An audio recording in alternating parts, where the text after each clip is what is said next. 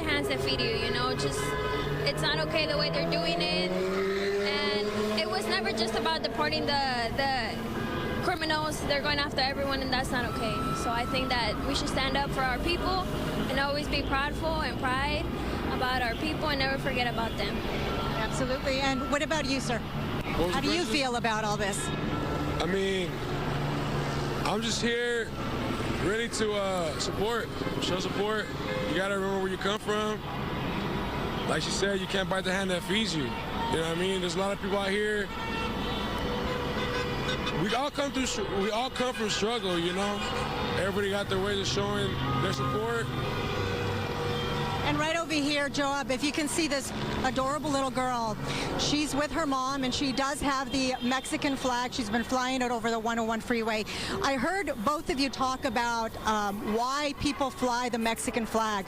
And what I can tell you from what I've been told from many of the folks who have been demonstrating, it has to do partially with the fact that they are very proud of where they come from. And even if the president is calling a certain segment of the population rapists and criminals, they're not going to shrivel down and say, oh no, you know, we don't want anything to do with Mexico. We are proud of our Mexican flag, and that's why we are flying it. It doesn't mean that they want to go back to Mexico to live there. That is not what they have expressed to me. So I hope that answers some of the questions that you had while you were discussing that issue.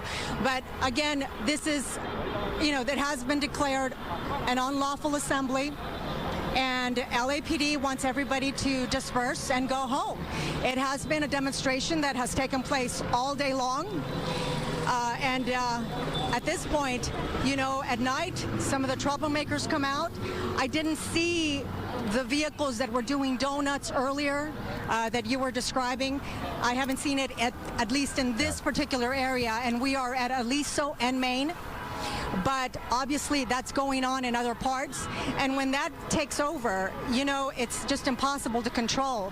And that is why the LAPD wants to make sure that everyone stays safe. There were no problems earlier in the day. They were not telling anybody to disperse. They let everybody express their views, and that's just the way it's been.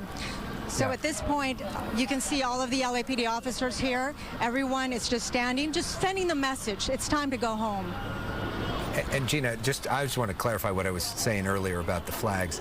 I just have looked at focus groups and talked to strategists over the years who have compared, if you look at sort of middle-of-the-road voters looking at a protest, and if the protest has a bunch of American flags versus a bunch of Mexican flags, which we've seen in certain the May Day protests in the past, that the protests with the American flags do better with independent voters in the middle. I disagree with you.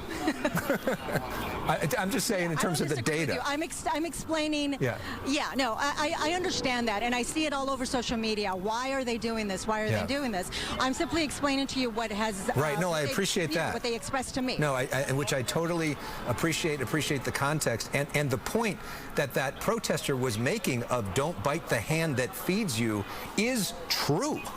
You think about where most of the food of this country comes from, not only farms in the Central Valley and in places like Ventura County, but then you also think of so many of the people that work in the restaurant industry in the back of the house. So much of the food of the United States, especially Southern California, comes from immigrants working on it every day. And not just the food industry. You think about labor in the construction industry, which, of course, the wildfires, and we have thousands of homes that are going to need to be rebuilt, so labor comes into play there. I want to bring into the conversation Jim Helmold. He's a retired LASD Chief of Special Operations. Jim, good to have you. No doubt that you have worked these unlawful assembly lines before. LAPD seems to be doing, an efficient job in dispersing the crowd. Your take on it? Yeah, LAPD has assembled all of the resources, which is extremely important before taking action. Of course, with the top priority is going to be protection of life and property. So they're taking all precautions. You see people that are equipped and geared up, and obviously we'll also have contingencies such as LA County Sheriff's Department buses should the crowd become more disruptive. The problem with having large crowds of this nature is not the fact that everyone has a right to speak their mind, and that's a constitutional right that everybody in America respects. But when you have crowds this size, you often have agitators, as we saw in the 2020 riots. And so even if you have an overwhelming number of people who are there with good intentions and want to keep the peace, oftentimes agitators come into the mix, and the crowd psychology is often disrupted by that, as you saw, for example, with the person and their very dangerous maneuvers on a vehicle. Things like that are extremely dangerous. So what's the strategy now for the law enforcement that's out there? If you were out there, what's going through your mind? Well, obviously at the command posts, they're getting updates from all of the respective area quadrant commanders to see if there's any disruptions in safety. One thing to take into consideration is everyone has a right to open movement of public spaces. So if there's organizers of this movement as well, they should keep that in mind, the mutual respect. You see them disrupting large streets. There's no reason they can't move over to the sidewalk, and especially during rush hour times, this is disruptive to people's way of life, and it can impede in safety, again, when agitators get involved. And so right now, they're trying to keep the emotions away from any actions, and that's what I've been very impressed thus far by the frontline staff of LAPD and the assisting units you also see from Highway Patrol. And undoubtedly, LA County Sheriff's Department is on standby if there's resources needed in the event that some of the crowd, there needs to be a next level of action. And Jim, they learned from yesterday as well, given that hundreds, maybe thousands of those protesters made their way onto the 101 and shut it down yesterday afternoon on a Sunday. And LAPD today, they cut off access to the 101. And that was a smart move, not only for the safety of the general public, but also for those who are protesting. They often get emotionally involved, and it's up to law enforcement professionals to be dispassionate about their strategies and make sure that they're taking into account safety of everyone involved. Also, something to take into consideration is you can disperse a crowd, but where exactly are you going to disperse them from? Los Angeles is a vast area, and if you disperse them from one area, you're going to disperse them into another area. So that's what undoubtedly LAPD commanders are coordinating behind the scenes at the command post, so that it's methodical, it's systematic, and then there's a place to divert in several areas these people so they don't just disrupt another part of the city. So we're now looking at protesters moving past the Museum of Contemporary Art, which is in downtown Los Angeles. Jim, can you talk about some of because I remember being on the air and broadcasting as we saw protesters in the streets in 2020 during the George Floyd protests. Some of the lessons learned from that, what went well, what didn't go well, that now law enforcement is thinking about in this moment. Well, there are a lot of takeaways that we experienced. For example, when the crowds were allowed to become increasingly violent, and again, I believe that it was mainly by purposeful agitators, and that's a whole nother side story we won't get into now, unless you want to at another time, depending on how long this goes. But what I'm attempting to say is that you have to take out those agitators. You have to control the crowd. As the emotions got built up, unfortunately, a mob mentality starts to grow when agitators are not removed from trouble, and that's what we saw in 2020 in certain areas.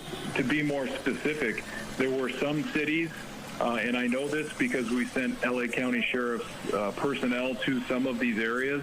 In the cities that wanted us to stand down and not disperse the crowds when there was actual looting and rioting, those cities experienced more looting and rioting, and those who dispersed it, they went into other areas. So there is communication among these agitators, and you cannot let a mob mentality grow and get out of control.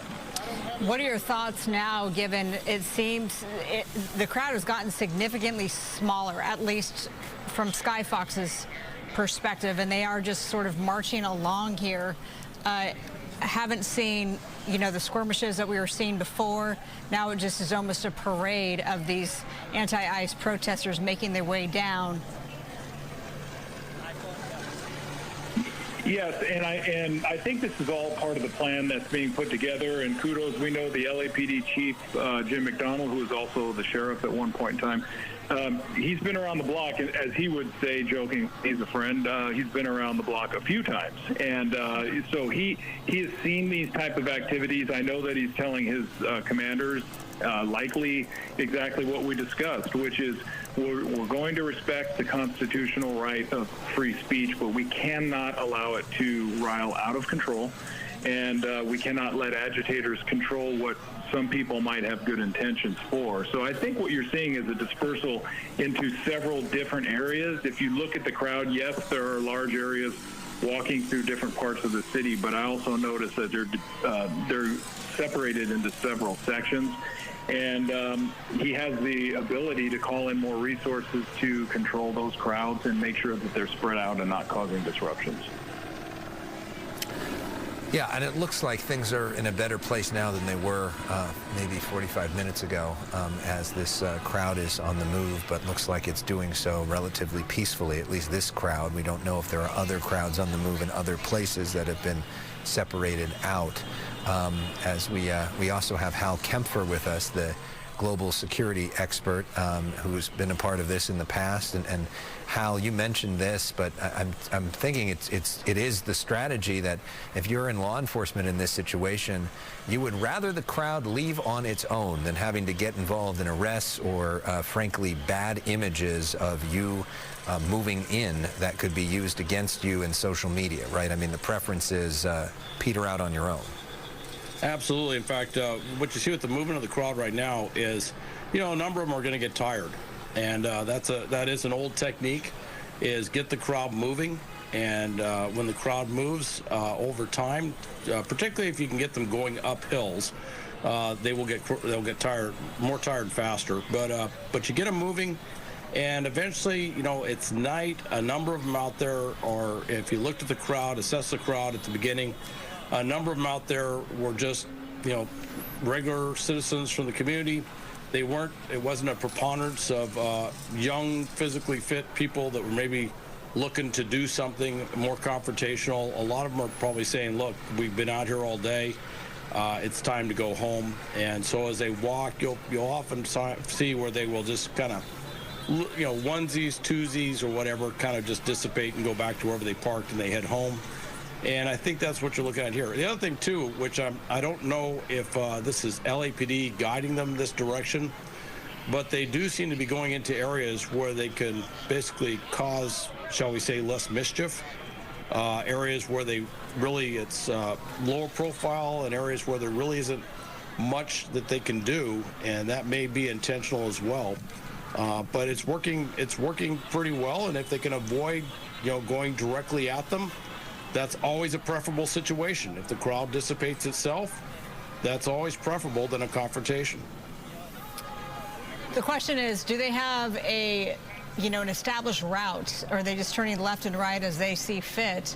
And how do you, as law enforcement, you know, get ahead of it? It's you know, almost like when we cover the pursuits, you got to strategize if you're law enforcement to sort of get ahead of it.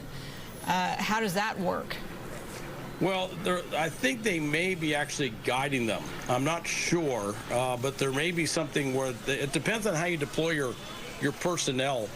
But you can put personnel where you kind of almost create like a route that they have to go through, right? Which is if they go straight, they're going to run right into you. Oh, but I can go left or wherever, and they will move that direction. And that looks to be some of the techniques.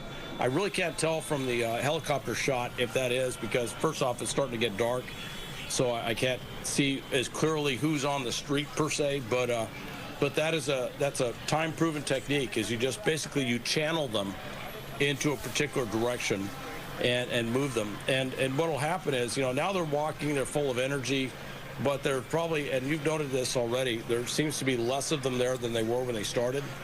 And the longer they walk, particularly at night, particularly as it's getting colder, the tougher it is. The other thing I don't see, too, is, and we would see this with some protests, is they would actually have logistics vehicles. Yeah. You would sometimes see where they would have a vehicle set up that would have water or other things that people need. I don't see those vehicles, and it could very well be that there was one at some point and that the LAPD found a way to separate the crowd from the vehicles. That's also a time-proven technique. And when they don't have access to water or other things like that, again, the crowd will tend to dissipate over time because they get thirsty, they get tired, and a lot of them say, okay, it's enough. I've done enough today. And at some point, they got to get back to wherever their cars are if they drove there as well, because now we're moving in the other direction. Hal, thank you for your perspective. We're going to sneak in a quick commercial break. We'll have more on this and the rest of the day's news right after this.